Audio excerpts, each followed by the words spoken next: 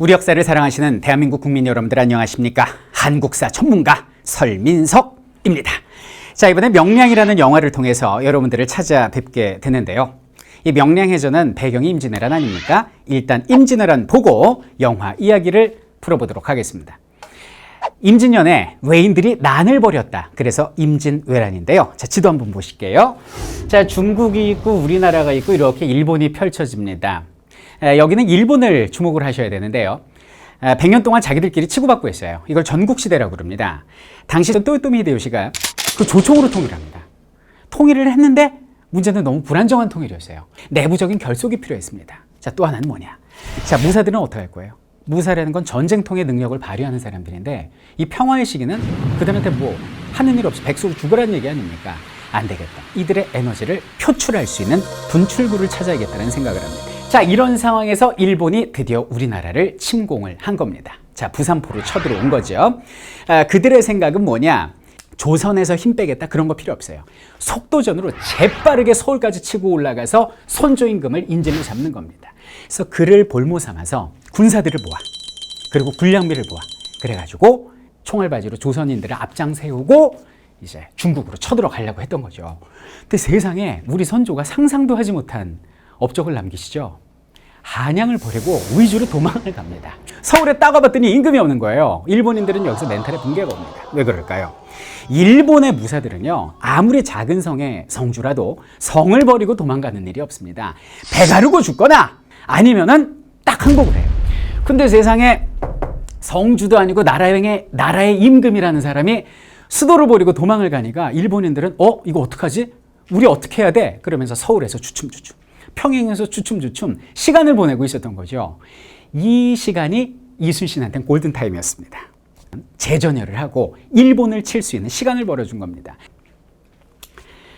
그리고 이제 일본의 2차 목표는 뭐였냐면, 자, 육군은 1차로 치고 올라가죠. 그리고 2차 부대는 여기는 남해안을 돌아서 이렇게 서해안으로 상륙을 합니다. 일본의 1차 부대에게 이제 무기와 식량을 공급하겠다. 이것이 그들의 계획이었는데 이걸 우리 이순신 장군께서 족족 끊어버린 거예요. 그냥 해전에서 아예 그냥 씨를 말려버립니다. 그러니까 일본인들은 배고프잖아요. 무기가 없잖아요. 힘이 빠집니다. 그래서 2년 만에 군대를 철수하게 되니 이것이 임진왜란이 됩니다. 자, 그리고 이제 3년 동안 휴전에 들어가죠.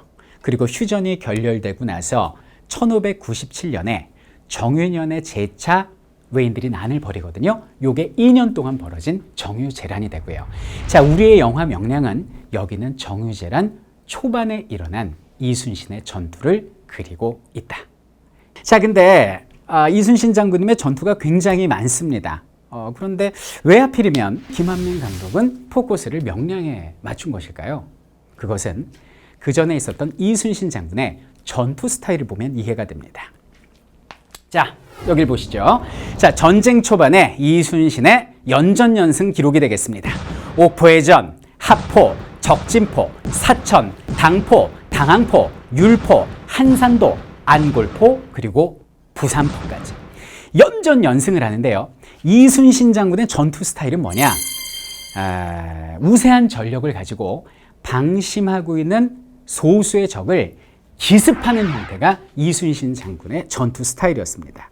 이길 수 있는 전투를 했다는 얘기죠. 손자병법에 보면 이런 말이 나옵니다.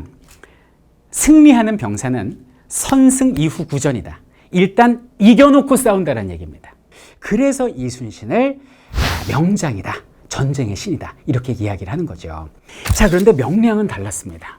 12척밖에 되지 않는 배로 330여 척의 적선을 맞아갖고 싸운 전투였거든요. 장군, 이 싸움은 불가합니다. 이건 불가능한 전투 아닙니까? 근데 실제 이 전투에서 이겼다라는 거 아니에요. 이건 말도 안 되는, 내가 볼 땐 세계 7대 불가사이다, 이렇게 보시면 되겠습니다. 아니, 근데 그럼 이순신 장군이 왜 이렇게 불리한 전투를 나가 싸울 수밖에 없었을까요? 그리고 그 수많은 조선의 판옥선, 거북선 다 어디 간 겁니까? 원효 장군께서 다 해드셨습니다. 그 얘기를 잠깐 해보도록 할게요. 많은 분들이 이제 이순신 장군이 뭐 억울하게 감옥에 갇히고 백의종군 한 얘기는 많이 할 겁니다. 그 왜 그렇게 됐어요? 선조가 시기심이 많아서 뭐 붕당 정치의 폐해 때문에 글쎄 좀 더 우리 디테일하게 살펴보자고요. 왜 선조가 이순신을 잡아가둘 수밖에 없었는가? 선조 입장에서 한번 보도록 하겠습니다. 첫 번째는 뭐냐면 엄청난 이순신의 세력이 선조를 압박을 했습니다. 이순신 같은 경우는 처음에는 여기는 전라 좌수사로 부임을 했는데요. 전공을 세우자 충청, 전라, 경상을 아우르는 삼도수군 통제사가 됩니다. 그리고 주변 내륙에 있는 70여 개 고을의 행정권과 군사권을 모두 다 잡게 된 거죠. 백성들은 이순신 근처에 가면 안전하다고 그래서 모든 백성들이 구름처럼 몰려들게 됩니다. 그러니까 선조는 어떻게 돼요? 굉장히 예민하거든요. 의심 많고 시기심도 많은 사람이에요. 본인은 의주로 도망가려 했던 비겁의 아이콘으로 백성들한테 낙인 찍혀 있는데 이순신은 무슨 왕처럼 해상 왕국을 만들고 거기에 왕처럼 군림하고 있는 것처럼 보인 거죠. 밖에 외가 적이라면 안에는 이순신이라는 또 하나의 적이 서서히 크고 있다라고 선조는 압박감을 느꼈던 것이죠. 자, 또 하나 선조 입장에서는 굉장히 오만하고 방자한 장수라고 생각을 했습니다. 선조의 아들이 누구냐면 영화로 나왔던 광해예요. 광해가 이제 전장을 뛰어다니면서 의병을 진두지휘하는데 이순신한테 편지를 보냅니다. 묵과를 실시할 테니까 장군은 병사들 좀 뽑아가지고 오세요. 이순신이 뭐라 그러냐?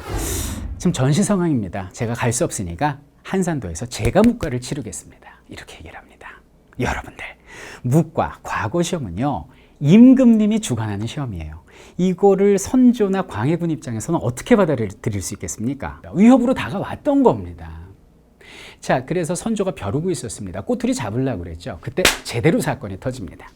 자, 휴전이 결렬되고 이제 정유재란이 시작된 거예요. 첩보가 들어왔습니다. 일본군 가토기요마사가 이끄는 수군이 여기를 부산으로 밀고 들어온다는 겁니다. 선조는 이순신한테 함선을 이끌고 나가 맞아 싸우라 그랬어요. 여기에 이순신이 거부를 합니다. 이유는 뭡니까? 적의 첩보를 믿을 수가 없다. 그러면서 출정을 하지 않았어요.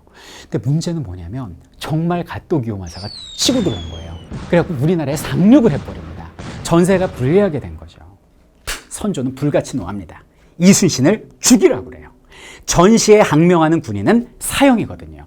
그래서 이순신 장군이 끌려 올라가서 고문을 당하시고 감옥에 갇히시고 백의종군을 당하신 겁니다. 자, 그럼 새로이 삼도수군 통제사로 온 게 누구냐? 원균이었습니다. 원균 처음에 큰 소리 쳤어요. 내가 가면 부산포 가서 외놈들 쓸어버리겠습니다. 그리고 딱 왔는데 어려움에 처하게 됩니다. 왔더니 막상 와봤더니 이순신 말이 맞는 거예요. 부산포는 너무나 위험한 지역이었어요. 자, 임금은 나가 싸우라고 그러지 나가면 죽을 것 같지. 그러니까 안 나가고 너무 머뭇한 거예요. 그러니까 임금의 명령을 받은 도원수 권율 장군이 와서 왜 안 나가는 거야? 이거 엎드려 그래가지고 부하 장군들 보는 앞에서 그냥 곤장을 때려버리는 거 아닙니까? 오늘날로 따지면요, 합참의장이 해군 참모총장 엎드려 뻗쳐 시켜놓고 몽둥이 찜질한 거하고 똑같아요. 지금 전시 상황에 뭐예요? 그럼 우리나라 수군의 사기는 뭐가 되겠습니까? 그래서 원균 장군은 어쩔 수 없이 이제 출정했다가 부산 칠전량 바다에서 대패한 거 아닙니까? 선조는 생각했습니다. 원균이 패했어? 우리 조선 수군이 강한 게 아니라 이순신 장군의 지도력이 뛰어났던 것이구나. 안 되겠다. 이순신을 다시 내보내야겠다. 장군, 내 무슨 할 말이 있으리요? 내 무슨 할 말이 있으리요? 나라를 위해 싸워주시오라고 얘기를 합니다. 자, 나라는 이순신을 버렸지만 이순신은 나라를 버리지 않습니다. 알겠습니다, 전하. 그러면서 삼도수군 통제사로 다시 왔어요. 왔더니 세상에 12척 남은 게 답니다. 선조가 조심스럽게 편지를 보내옵니다. 장군, 좀 승산이 없을 것 같으니 육군하고 합쳐서 싸우면 어떻겠어? 권율 장군하고 힘을 합치시오라고 얘기를 합니다. 이때 이순신 장군이 불후에 명언을 남기시죠. 아직 신에게는 12척의 배가 남아있사옵니다. 자, 승산이 없는 전투입니다. 이순신 장군님도 사람이다 얼마나 두려웠겠습니까? 근데 영화에서 그는 이렇게 말씀하십니다. 두려움을 용기로 바꿀 수만 있다면. 그리고 병사들을 모아놓고 이렇게 말씀하시죠. 병법에 이르기를 반드시 죽고자 하면 살고 반드시 살려고 하면 죽는다 하여도 또 한 사람이 길목을 지키면 1000명도 두렵게 할 수 있다 했는데 이는 오늘의 우리를 두고 이른 말이다.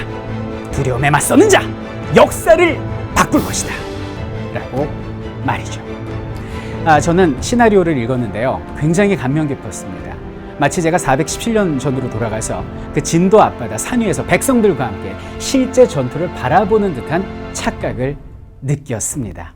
자, 그날 그 현장에서 과연 어떻게 우리가 승리할 수 있었을까요? 영화를 통해 확인해 보도록 하겠습니다.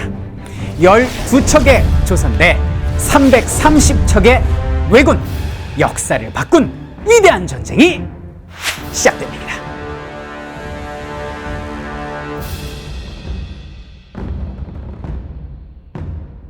이 전쟁에서 이순신 장군은 이길 수가 없었습니다. 그런데 어떻게 조선 수군이 이길 수 있었겠습니까?